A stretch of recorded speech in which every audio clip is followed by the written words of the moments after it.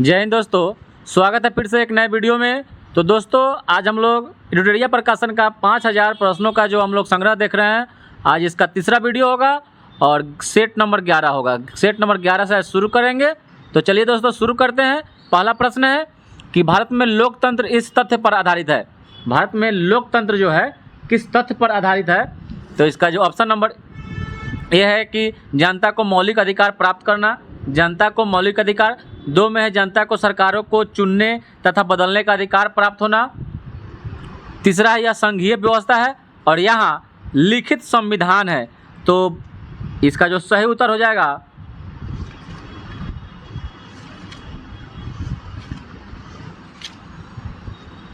Option number B हो जाएगा, जनता को सरकारों को चुनने तथा बदलने का अधिकार प्राप्त है। अगला प्रश्न है कि भारत में संसदीय सरकार की निम्नलिखित विशेषताएं हैं।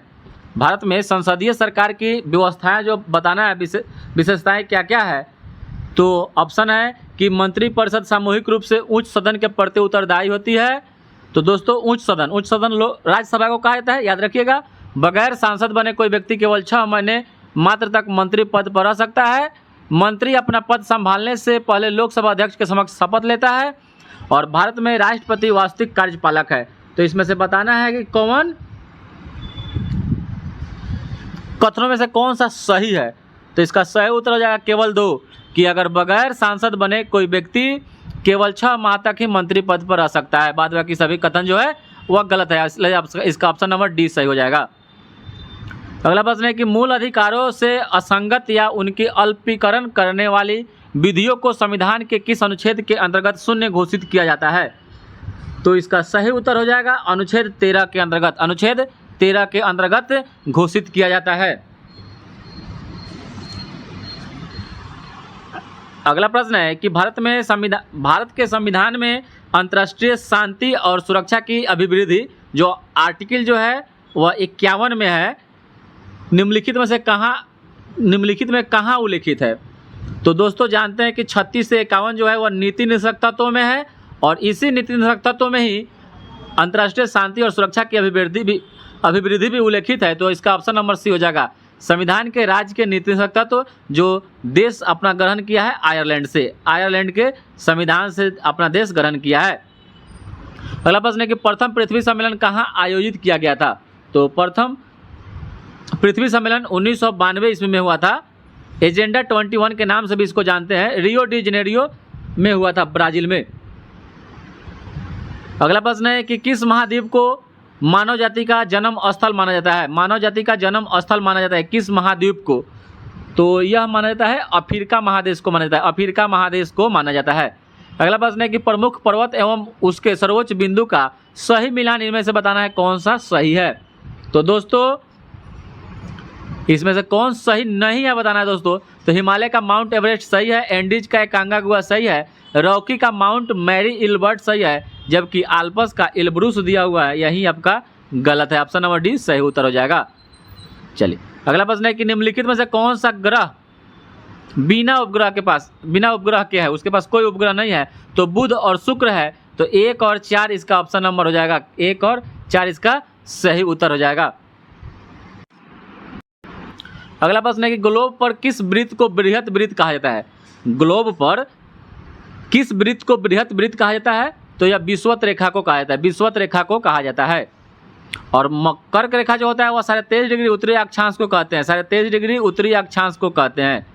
और मकर रेखा 23.5 डिग्री दक्षिणी अक्षांश को कहते हैं, दक्षिणी अक्षांश को इन अर्थ को कहते हैं। ठीक है। नेक्स्ट प्रश्न है कि यूएसए के राज्य में सिलिकॉन वैली कहाँ अवस्थित है? तो जो सिलिकॉन वैली है वह कैलिफोर्निया में है और भारत में सिलिकॉन वैली बेंगलुरु को कहा जाता है, बेंगलुरु को कहा जाता है, बेंगलुरु को कहा जाता है। और साइलेंट वैली केरल को कहा जाता है। अगला प्रश्न है कि इलेक्ट्रोमैग्नेटिक तरंगे कैसे बनती है? इलेक्ट्रोमैग्नेटिक जो तरंगे होती है वह फोटोन की गति के कारण बनती है, फोटोन की गति के कारण बनती है।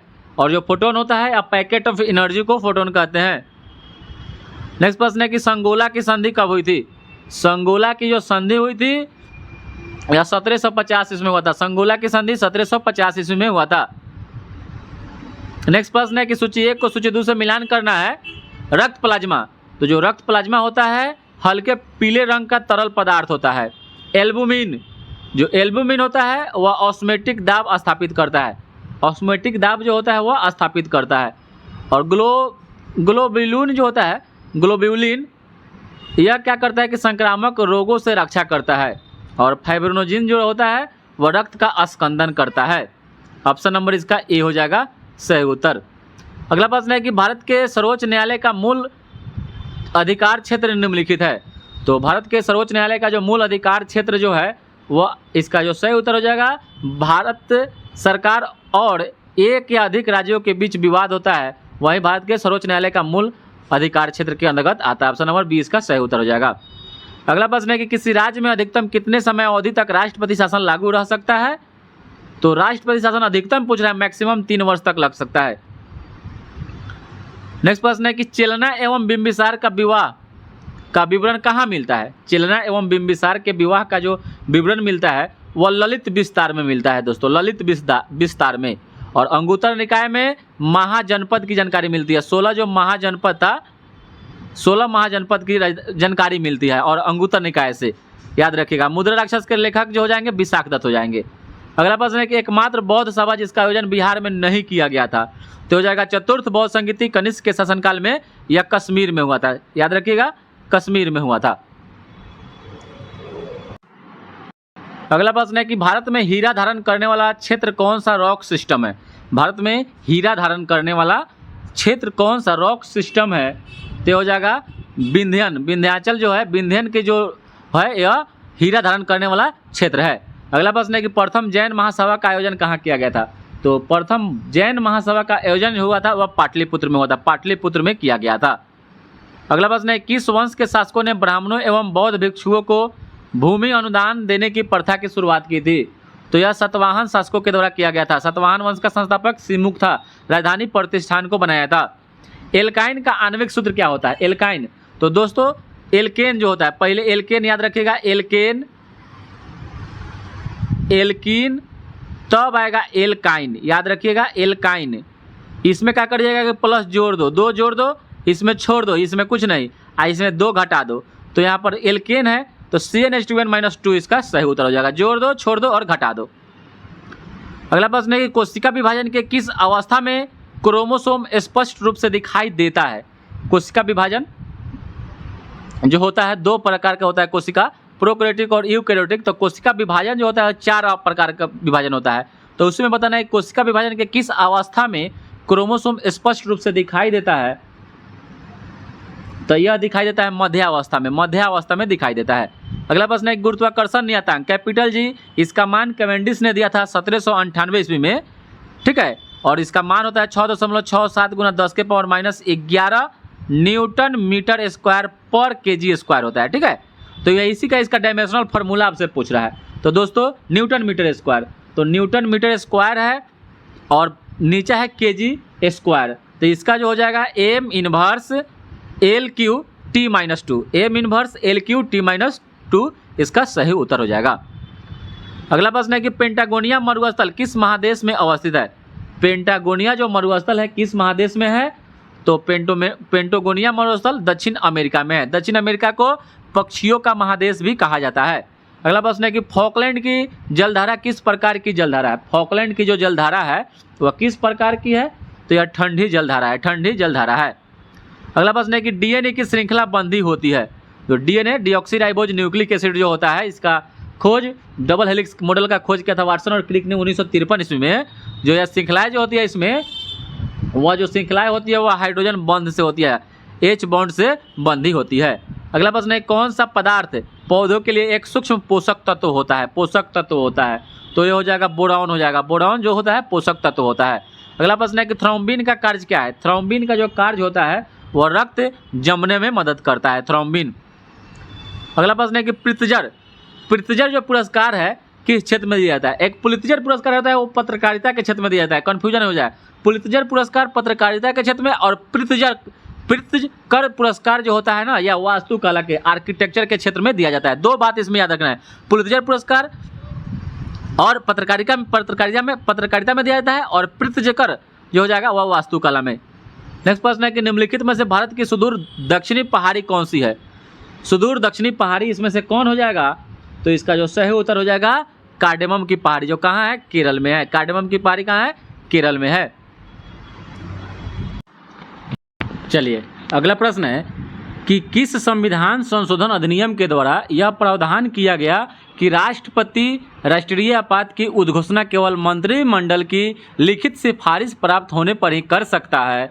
तो यह किया गया 44वां संविधान संशोधन 1978 ईस्वी में। अगला प्रश्न है कि नाबार्ड की स्थापना किस समिति की संस्तुति पर किया गया था? तो नाबार्ड की स्थापना शिवरावन समिति की सिफारिश कहिए या संस्तुति पर किया गया था। नाबार्ड की स्थापना छठी पंचवर्षीय योजना यानी 1982 ईस्वी में इसकी स्थापना की गई थी। नाबार्ड का मुख्यालय मुंबई में है। नाबार्ड का मुख्यालय कहाँ है? मुंबई में है। अगला प्रश्न है कि एक तरफ कीट है, एक तरफ संचारित रोग है, और बताना है आपको बालूमक्खी। बालूमक्खी किससे फैलता है? तो बालूमक्खी बालूमक्खी से क्या फैलता है? तो कालाजार रोग हो जाता है। बालूमक्खी सैंड फ्लाई के काटने से कालाजार हो जाता है। अगला है कि मादा क्यूलेक्स काटेगा तो फाइलेरिया हो जाएगा। फाइलेरिया को हाथी पाँव के नाम से जानते हैं। घरेलू मक्खी काटेगा तो हैजा हो जाएगा, और मादा एनोफिलीज मच्छर काटेगा तो मलेरिया रोग हो जाता है। ऑप्शन नंबर बी इसका सटीक उत्तर हो जाएगा। अगला प्रश्न है किस वायसराय के कार्यकाल के दौरान श्वेत विद्रोह हुआ था? किस वायसराय के कार्यकाल के दौरान श्वेत विद्रोह हुआ था?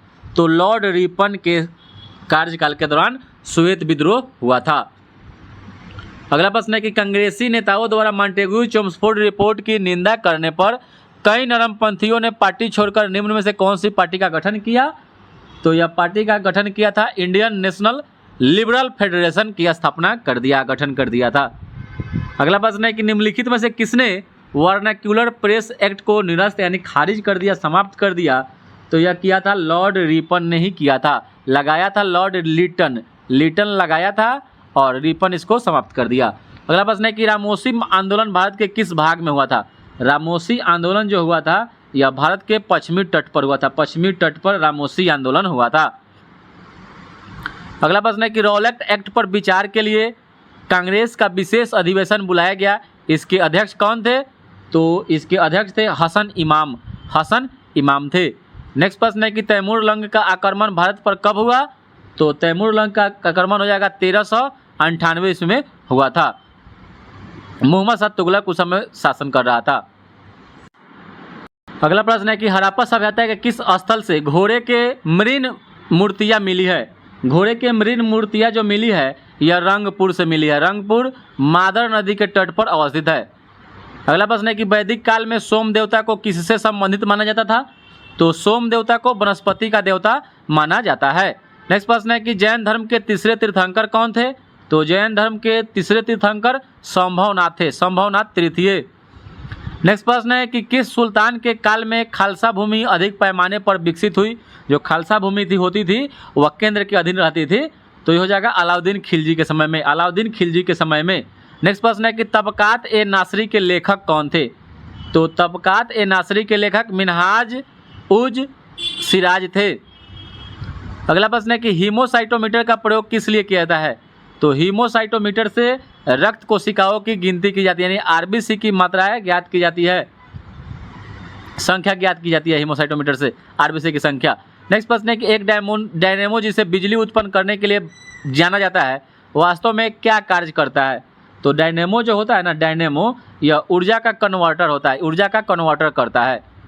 अगला प्रश्न है कि देखिए ऐसा जब भी प्रश्न मिले कि यदि 100 वाट के बल्ब प्रतिदिन 10 घंटे जलाए जाए तो प्रत्येक दिन कितने यूनिट विद्युत ऊर्जा खत्म होगी? जब यूनिट का बात पूछे तो जितना चल रहा है, जैसे 100 वाट का बल्ब चल रहा है कितना घंटा? तो 10 घंटा चला। कई दिन? तो 1 दिन चला है, ठीक है। तो कितना से देना पड़ेगा? तो यहाँ पर क्या करिएगा कि यूनिट निकालने के लिए 1000 से भाग दे दीजिएगा दोस्तों। तो देखिए दोस्तों 1000 ऊपर भी 1000 नीचे 1 यूनिट, यानी 1 यूनिट विद्युत ऊर्जा व्यय होगी। हमेशा याद रखिएगा, जितना भी रहेगा सबको गुना करके 1000 से भाग दे दीजिएगा, आपको यूनिट निकल जाएगा। नेक्स्ट प्रश्न है कार्बन डेटिंग का प्रयोग किसकी उम्र निर्धारण करने के लिए किया जाता है?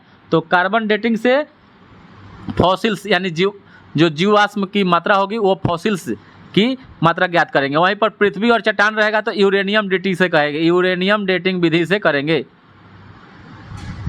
अगला प्रश्न है, क्रय शक्ति क्षमता के आधार पर निम्न में से किस देश की अर्थव्यवस्था का विश्व में पहला स्थान है?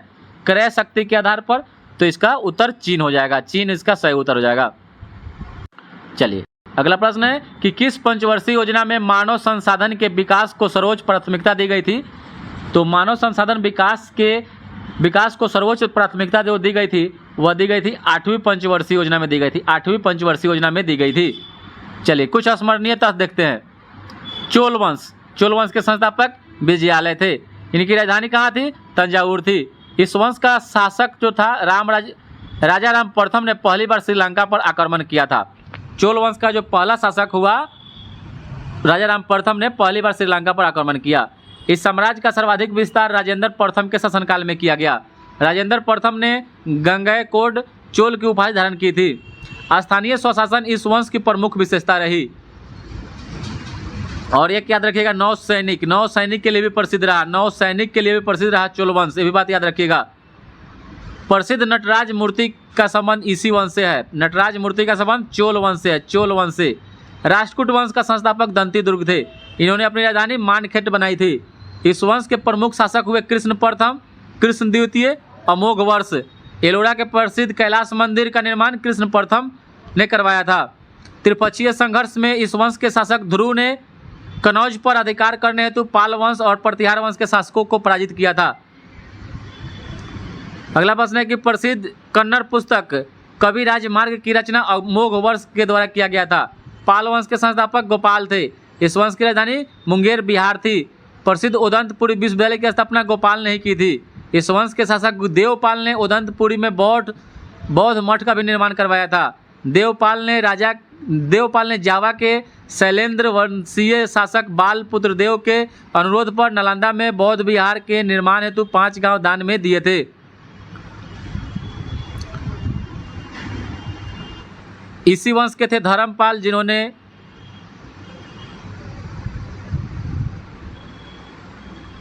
भागलपुर में भी यूनिवर्सिटी की स्थापना की थी।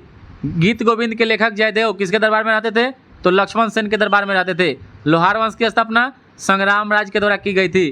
प्रसिद्ध राज तरंगिणी की रचना कलहन के द्वारा की गई थी, जिसमें कश्मीर के इतिहास के बारे में जानकारी प्राप्त। चलिए अब देखते हैं सेट नंबर 12। सेट नंबर 12 में पहला प्रश्न है कि हरित क्रांति के संबंध में कौन सा कथन सही नहीं है? हरित क्रांति के संबंध में कौन सा कथन सही नहीं है? तो भारत में हरित क्रांति का पिता डॉक्टर एम.एस.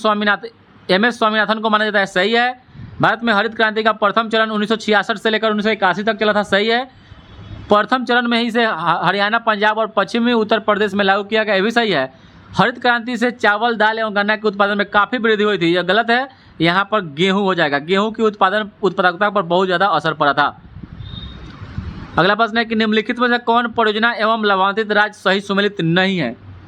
तो टिहरी बांध परियोजना उत्तराखंड में सही है। नागार्जुन सागर परियोजना आंध्र प्रदेश में। तिलैया जो बिहार दिया हुआ है यह गलत है। और तुलबुल परियोजना जम्मू कश्मीर सही है। तिलैया जो है बराकर नदी पर है। अगला प्रश्न है कि निम्नलिखित में से कौन गोदावरी की सहायक नदी नहीं है? तो गोदावरी की सहायक नदी मंजीरा, इंद्रावती और पेनगंगा है, याद रखिएगा। जबकि कोयना नदी की सहायक नदी है। कोयना नदी है, ठीक है, जो महाराष्ट्र में बहता है। अगला प्रश्न है कि भारत की मुख्य तटीय सीमा की लंबाई कितनी है? तो भारत की मुख्य तटीय सीमा की जो लंबाई है वह 6100 किलोमीटर है। मुख्य तटीय सीमा की लंबाई 6100 किलोमीटर है। नेक्स्ट प्रश्न है कि मृदा की उर्वरता बढ़ाने के लिए कौन सी फसल उगाई जाती है?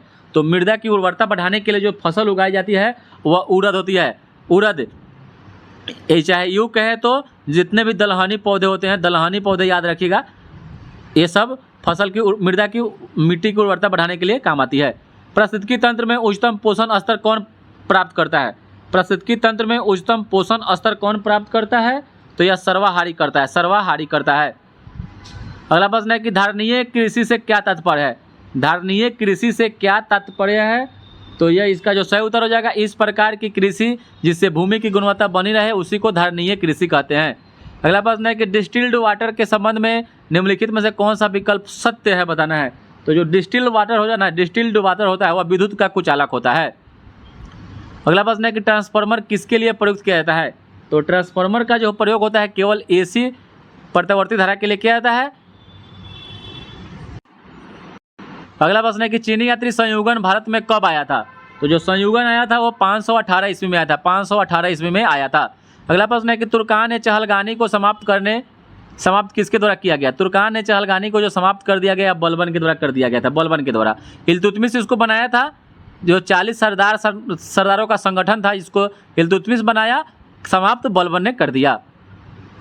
अगला प्रश्न है कि निम्न में से किस चट्टान प्रणाली से चूने पत्थर का बलुआ पत्थर चीनी मिट्टी प्राप्त होती है? निम्न में से किस प्रकार के चट्टान प्रणाली से चूने का पत्थर, बलुआ पत्थर और चीनी मिट्टी प्राप्त की जाती है? तो हो जाएगा विंध्याचल से, हो जाएगा विंध्याचल की जो चट्टान है उसी से प्राप्त की जाती है। भारत में किस धार्मिक समूह की वृद्धि दर निम्न में से सबसे कम है? तो यह हो जाएगा जैन धर्म की, जैन धर्म का सबसे वृद्धि दर कम है। जैव मंडल को सर्वप्रथम किसने समझाया? तो जैव विकास को सर्वप्रथम लैमार्क और ट्रेविनस के द्वारा समझाया गया था। अगला प्रश्न है कि मतदान के समय प्रयुक्त आमिष स्याही किस पदार्थ से बनाई जाती है? तो यह हो जाएगा सिल्वर नाइट्रेट का बना होता है, सिल्वर नाइट्रेट का बना होता है। सिल्वर आयोडाइड से कृत्रिम वर्षा की जाती है दोस्तों, ये भी बात याद रखिएगा, कृत्रिम वर्षा कराई जाती है। प्रांतीय स्वायत्तता की शुरुआत किस अधिनियम के तहत की गई थी? प्रांतीय स्वायत्तता की जो शुरुआत हुई थी यह किया गया था भारत शासन अधिनियम 1935 के तहत। नेक्स्ट प्रश्न है कि अवशिष्ट शक्तियों का केंद्र में निहित होने का सिद्धांत भारतीय संविधान में किस देश से लिया गया है? तो यह कनाडा से लिया गया है। जितने भी संघ से रिलेटेड जो भी क्वेश्चन आएगा ये सब कनाडा से लिया गया है। अगला प्रश्न है कि ऋग्वेद में आर्य शब्द का उल्लेख कितनी बार किया गया है? तो ऋग्वेद में आर्य शब्द का उल्लेख 36 बार किया गया है। ऋग्वेद में आर्य शब्द का उल्लेख, आर्य का मतलब होता है आर्य का श्रेष्ठ या कुलीन, यह 36 बार इसका उपयोग हुआ है। नेक्स्ट प्रश्न है कपास के रेशे को किससे प्राप्त किया जाता है? तो कपास के रेशे को उसके बीज से प्राप्त किया जाता है। अगला प्रश्न है कि निम्नलिखित में से कौन सही सुमेलित नहीं है? सही सुमेलित इसमें से बताना है दोस्तों। पेरी जो है उत्तरी अमेरिका में सही है, पंपास दक्षिणी अमेरिका में, बेल्ड दक्षिण अफ्रीका में, जबकि स्टेपी जो है वह उत्तरी अफ्रीका दिया हुआ है। ठीक है, यही इसका सही उत्तर हो जाएगा। अगला प्रश्न है कि सुल्तान की उपाधि धारण करने वाला प्रथम शासक कौन था? तो सुल्तान की उपाधि धारण करने वाला जो प्रथम शासक था वह मोहम्मद गजनी था। नेक्स्ट प्रश्न है कि दिल्ली सल्तनत के किस शासक ने सबसे पहले अस्थायी सेना की नींव रखी? तो अस्थायी सेना की नींव अलाउद्दीन खिलजी के द्वारा रखा गया था। नगद वेतन देने का भी यही शुरुआत किया था। हुलिया लिखने का प्रथा भी यही किया। घोड़ा दागने की प्रथा भी अलाउद्दीन खिलजी के द्वारा ही शुरू किया गया। नेक्स्ट प्रश्न है कि निम्नलिखित में कौन सुमेलित नहीं है? तो कौन सुमेलित इसमें से नहीं हो जाएगा? तो दोस्तों इलेक्ट्रॉन जे थॉमसन इसका खोज, प्रोटॉन का गोल्डस्टीन, न्यूट्रॉन का जेम्स चैडविक, जबकि मेसोन का रदरफोर्ड दिया हुआ इसका खोज यूकावा के द्वारा किया गया था। मेसोन का खोज यूकावा के द्वारा किया गया था। नेक्स्ट प्रश्न है कि ठोस एरोसोल का उदाहरण आपको बताना है। तो ठोस एरोसोल का उदाहरण हो जिसमें हो जाएगा धुआं हो जाएगा, ठोस एरोसोल का उदाहरण है। अगला प्रश्न है कि राज्यसभा में सरकार द्वारा प्रस्तुत किसी विधेयक के गिर जाने का अर्थ क्या होता है? तो राज्यसभा में सरकार के द्वारा प्रस्तुत किसी विधेयक के गिर जाने का जो अर्थ होता है यह राज्यसभा में सत्ताधारी दल का बहुमत नहीं होना यही दर्शाता है। अगला प्रश्न है कि भारत में कोरोमंडल तट पर सर्वाधिक वर्षा जो होती है वह अक्टूबर से नवंबर के बीच में होती है। अगला प्रश्न है कि सूची 1 को सूची 2 से मिलान करना, एक तरफ युद्ध है एक तरफ गवर्नर जनरल है, बताना है। तृतीय आंग्ल मैसूर युद्ध, तृतीय जो आंग्ल मैसूर युद्ध हुआ था वह लॉर्ड कॉर्नवालिस के समय में हुआ था, लॉर्ड कॉर्नवालिस के समय में। प्रथम आंग्ल जो सिख युद्ध हुआ था वह लॉर्ड हार्डिंग के समय में हुआ था। तृतीय आंग्ल मराठा युद्ध हुआ था वह लॉर्ड हेस्टिंग्स के शासनकाल में। और प्रथम आंग्ल अफगान युद्ध जो हुआ था लॉर्ड ऑकलैंड के ही समय में हुआ था। ऑप्शन नंबर डी इसका सही उत्तर हो जाएगा। अगला प्रश्न है कि राज्य के नीति निर्देशक तत्वों को समुचित क्रियान्वयन कर जो होता है वो निर्भर करता है। तो राज्य का नीति निर्देशक तत्व जो होता है वो समुचित क्रियान्वयन निर्भर करता है, वह सरकार की इच्छा शक्ति और पर्याप्त साधनों की उपलब्धता पर करता है। अगला प्रश्न है कि किसे लोकप्रिय नाम लाल कुर्ती कमीजों के रूप में जाना जाता है? तो खुदाई खिदमतगारों को, जिससे संबंधित नायक हो जाएंगे खान अब्दुल गफ्फार खान।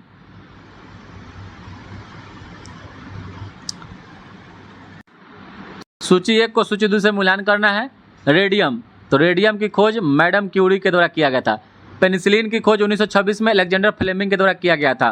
पेनिसिलिन दुनिया का पहला एंटीबायोटिक था। 1926 में इसका खोज किया गया। पेनिसिलियम नामक कवक से प्राप्त किया जाता है। एक्सरे हो जाएंगे रोंटगन, चेचक, Edward Jenner. Option number A इसका सही उत्तर।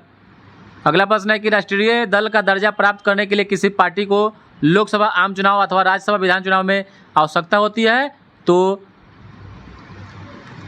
कुल डाले गए वोटों का 6% इसका सही उत्तर हो जाएगा,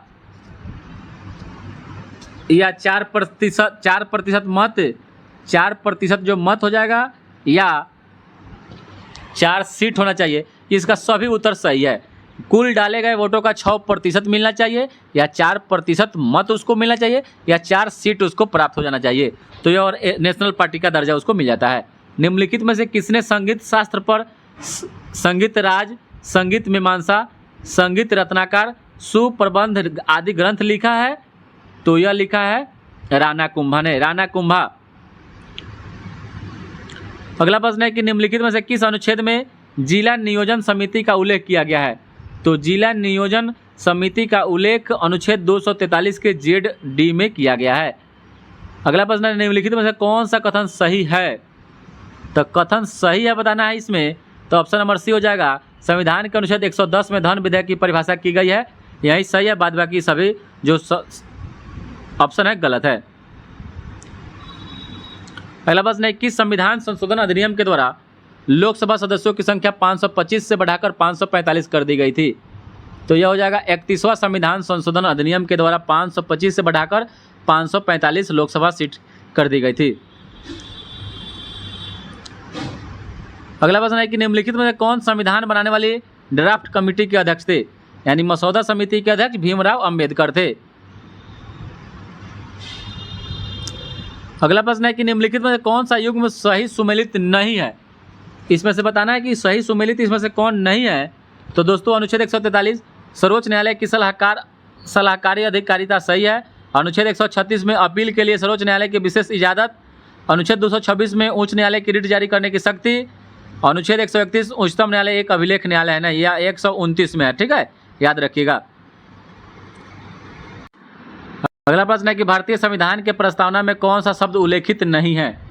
तो प्रस्तावना में जो बताना है कौन सा शब्द उल्लेखित नहीं है, तो लोक कल्याण और संघीय जो शब्द है, लोक कल्याण और संघीय शब्द नहीं है, केवल 2 और 3 उल्लेखित नहीं किया गया, जबकि पंथ निरपेक्ष और लोकतंत्रात्मक है।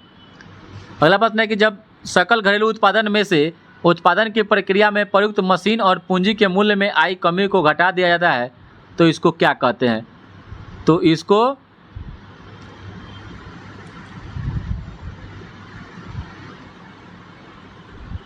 निवल घरेलू उत्पाद कहते हैं, NDP कहते हैं, निवल घरेलू उत्पाद कहते हैं। नेक्स्ट प्रश्न है कि सेबी का पूर्ण रूप क्या है? तो सेबी का जो फुल फॉर्म होता है security exchange board of India, ठीक है, security exchange board of India होता है। नेक्स्ट प्रश्न है कि निम्नांकित में से किसे विश्व बैंक के उदार ऋण की खिड़की कहा जाता है? तो निम्नांकित में से किसे विश्व बैंक के उदार ऋण की खिड़की? तो इसका सही उत्तर हो जाएगा अंतर्राष्ट्रीय विकास संघ को, अंतर्राष्ट्रीय विकास IDA को कहा जाता है। अगला प्रश्न है कि निम्नलिखित में से कौन एक सही सुमेलित नहीं है? तो कौन एक सही सुमेलित नहीं है? तो हो जाएगा vernacular press act Lord Curzon जो हो जाएगा, यह हो जाएगा लॉर्ड लीटन के द्वारा लगाया गया था, जबकि Pitt's India act Warren Hastings, doctrine of labs Lord Dalhousie और इल्बर्ट विल लॉर्ड रिपन, और यह vernacular press act Lord Lytton ने लगाया था, यही इसका सुमेलित नहीं है। बाल विवाह रोकने के लिए एज ऑफ कॉन्सेंट एक्ट कब लाया गया? तो एज ऑफ कॉन्सेंट एक्ट जो हुआ था 1891 में लाया गया था।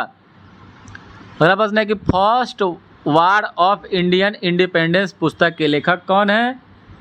तो हो जाएगा BD सावरकर इसका सही उत्तर। अगला प्रश्न है कि निम्न से कौन पादप कोशिका में सबसे बड़ा कोशिकांग है? तो हो जाएगा प्लास्टिड्स इसका सही उत्तर हो जाएगा। अगला प्रश्न है कि नींबू निचोड़ने की मशीन किस प्रकार के उत्तोलक का उदाहरण है? नींबू निचोड़ने की जो मशीन है वह द्वितीय वर्ग का उत्तोलक है, और उत्तोलक जो होता है किसी भी काम को आसान बनाता है, जिसके इसलिए को सिंपल मशीन कह सकते हैं दोस्तों, ठीक है, उसी को उत्तोलक बोलते हैं। नेक्स्ट प्रश्न है कि जीवाणु विज्ञान जो है एक मिलान करना है, सूची 1 को सूची 2 से मिलान करना है। तो जीवाणु विज्ञान के खोजकर्ता कहिए, आविष्कारक कहिए तो लुई पास्चर को माना जाता है। सूक्ष्मजीव विज्ञान का जो पिता हो जाएंगे वह ल्यूवेनहॉक हो जाएंगे। आधुनिक अनुवांशिकी का हो जाएगा टी.एच. मॉर्गन, और प्रतिरक्षा विज्ञान का एडवर्ड जेनर। कार्य का मात्रक जो होता है वह जूल होता है। तो जूल को किलोमीटर स्क्वायर पर second square newton metre joule उपयोग में सभी लिख सकते हैं, इसलिए इसका उत्तर सभी हो जाएगा। अगला प्रश्न है कि निम्न कथनों पर विचार करें एवं असत्य कथन की पहचान करना है। तो जैन धर्म आत्मवाद में विश्वास करता है लेकिन ईश्वरवाद में नहीं करता है, सही है। जैन धर्म अपने आध्यात्मिक विचार न्याय दर्शन से ग्रहण किया है, यह गलत है। और अनेकांतवाद का संबंध जैन धर्म से है, सही है। इसलिए इसका ऑप्शन नंबर 1 और 3 इसका सही उत्तर हो जाएगा, 1 और 3। अगला प्रश्न है कि फिरोज शाह तुगलक के संदर्भ में निम्नलिखित में से कौन सा कथन सही है। तो वह भारत में नहरों का सबसे बड़ा जाल निर्माण करने के लिए प्रसिद्ध है, सही है। उसने दीवान खैरात विभाग के स्थापित किया जो गरीब मुसलमान अनाथ स्त्रियों और विधवाओं को आर्थिक सहायता देता था, ये भी सही है। वह हक ए सर्व नामक सिंचाई कर लगाने वाला दिल्ली का पहला सुल्तान बना, और उसे अशोक के 2 स्तंभों को मेरठ एवं टोपरा से दिल्ली लाने का श्रेय दिया जाता है। इसका उपयुक्त में से सभी कथन सही हो जाएगा, उपयुक्त में से सभी कथन 1, 2 और 3। अगला प्रश्न है सेट नंबर 13 कि निम्न से कौन अदिश राशि है। तो अदिश राशि बताना है, कौन सदिश राशि है। तो सदिश राशि चाल प्रवणता जो है सदिश है, जबकि चाल, तापमान और विद्युत धारा यह अदिश राशि है। अगला प्रश्न है कि प्रकाश संश्लेषण के माध्यम से कुल स्थिरीकृत कार्बन डाइऑक्साइड का लगभग आधा भाग पृथ्वी पर कौन स्थिरीकृत करता है। तो यह करता है शैवाल। अगला प्रश्न है कि रक्त शर्करा को नियंत्रित करने के लिए इंसुलिन का स्राव निम्नलिखित में से किस ग्रंथि के द्वारा होता है। तो हो जाएगा अग्नाशय ग्रंथि के द्वारा। अगला प्रश्न है निम्नलिखित में से कौन सा डीएनए में नहीं पाया जाता है। तो डीएनए में जो होता है ना, एडेनिन, साइटोनिन और थायमिन पाया जाता है, जबकि यूरासिल नहीं पाया जाता है। अगला प्रश्न है कि इनमें से किस उपस्थिति के कारण मानव रक्त का रंग लाल होता है।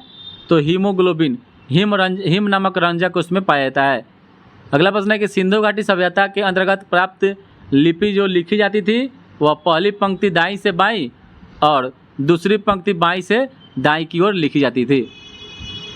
अगला प्रश्न है कि प्रथम बौद्ध संगीति के अध्यक्ष कौन थे। प्रथम बौद्ध संगीति के अध्यक्ष हो जाएंगे महाकश्यप, जो कहाँ हुआ था, राजगृह में हुआ था। अगला प्रश्न है कि निम्न में से कौन एक प्राकृतिक बंदरगाह नहीं है। तो प्राकृतिक बंदरगाह चेन्नई नहीं है, जबकि मुंबई, कोचीन और विशाखापट्टनम है। चेन्नई कृत्रिम बंदरगाह है। घेरे की नीति या सुरक्षा प्रकोष्ठ की नीति का जनक किसको माना जाता है। तो वारेन हेस्टिंग्स को माना जाता है, अगला प्रश्न है कि वामपंथी विचारों पर आधारित फॉरवर्ड ब्लॉक की स्थापना 1939 में किया गया था। अगला प्रश्न है कि विश्व में मछली उत्पादन की दृष्टि से महत्वपूर्ण ग्रैंड बैंक निम्नलिखित में से किस क्षेत्र में अवस्थित है। तो जाएगा अटलांटिक महासागर के उत्तरी पश्चिमी क्षेत्र में। नेक्स्ट प्रश्न है कि सूची 1 को सूची 2 से मिलान करना, एक तरफ उष्ण शीतोष्ण कटिबंधीय घास का मैदान है, एक तरफ देश है। तो हो जाएगा कैंटरबरी जो है या न्यूजीलैंड में, न्यूजीलैंड में है। पुछताज जो है हंगरी देश में, हंगरी में है। वेल्ड जो है यह दक्षिण अफ्रीका में है, और पंपास जो हो जाएगा अर्जेंटीना में। ऑप्शन नंबर 20 इसका सही उत्तर हो जाएगा। अगला प्रश्न है कि वंदे मातरम किस राष्ट्रीय आंदोलन का मुख्य गीत था। तो वंदे मातरम जो था यह स्वदेशी आंदोलन का राष्ट्रीय या मुख्य रूप से गीत हुआ करता था। नेक्स्ट प्रश्न है कि माउंटबेटन योजना के अंतर्गत कब पहली बार भारत विभाजन एवं पाकिस्तान निर्माण को स्वीकार किया गया। तो यह किया गया था 3 जून 1947 ईस्वी को। अगला प्रश्न है कि निम्नलिखित में से कौन संसद के किसी भी सदन का सदस्य नहीं होता है और न ही वह संसद में बैठता है, लेकिन वह संसद का अभिन्न अंग है। तो ये हो जाएंगे महान्यवादी हो जाएंगे,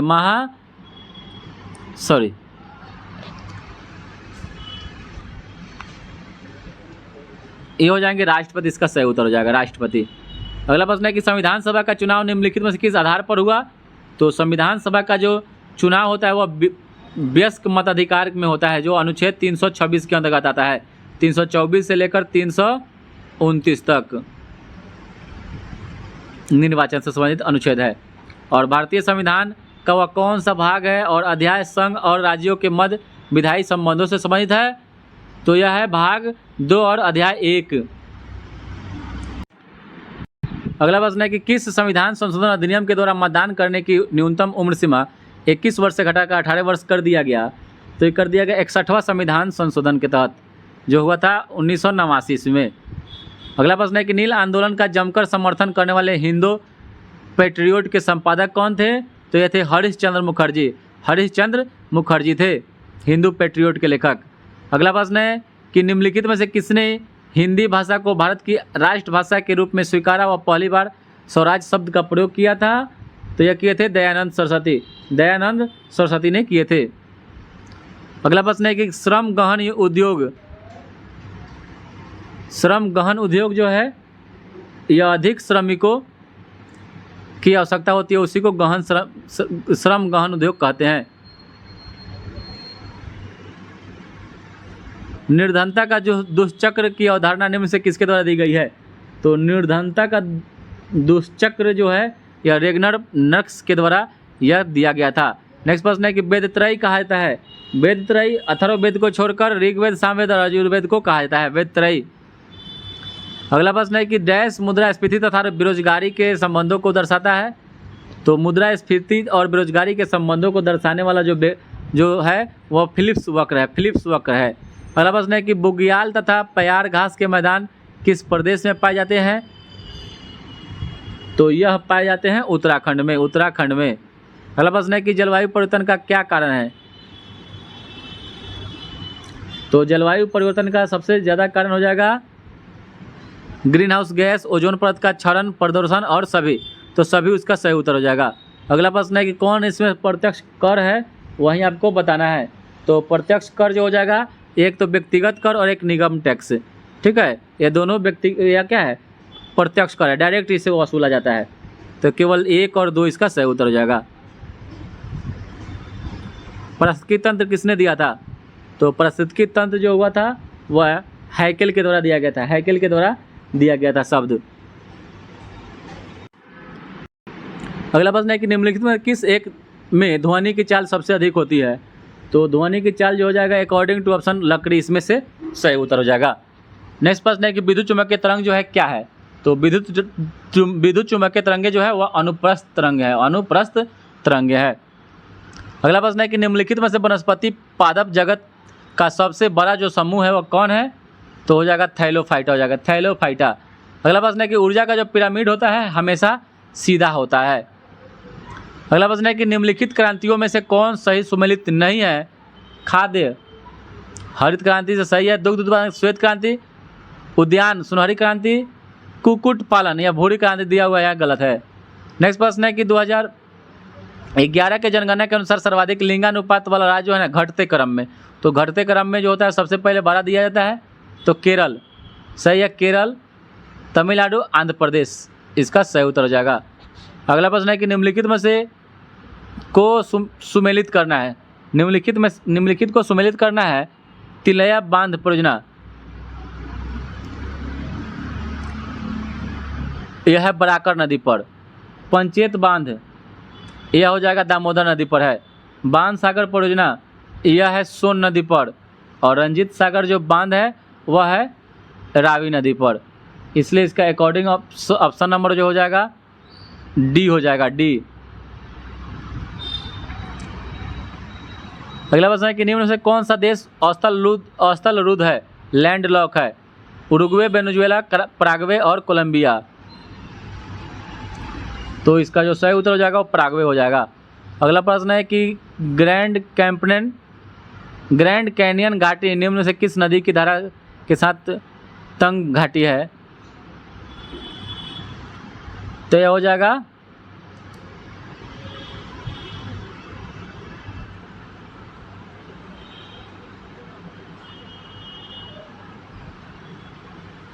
कोलोराडो नदी हो जाएगा। अगला प्रश्न है कि निम्नलिखित में कौन सी समिति भारत में पंचायती राज से संबंधित नहीं है? तो पंचायती राज से एल.एम. सिंघवी समिति, थुंगन और बलवंत राय मेहता है, जबकि दिनेश गोस्वामी नहीं है। अगला प्रश्न है कि निम्नलिखित में किस अधिनियम के द्वारा सिखों के लिए पृथक निर्वाचन की व्यवस्था की गई? तो यह किया गया था भारत सरकार अधिनियम 1919 के द्वारा। अगला प्रश्न है कि संविधान सभा की निम्नलिखित समितियों में से किसकी अध्यक्षता जवाहरलाल नेहरू नहीं की थी? तो प्रांतीय संविधान समिति की अध्यक्षता जवाहरलाल नेहरू के द्वारा नहीं की गई थी। नेक्स्ट प्रश्न है कि भारत के सर्वोच्च न्यायालय की संवैधानिक पीठ के निम्नलिखित में से किस फैसले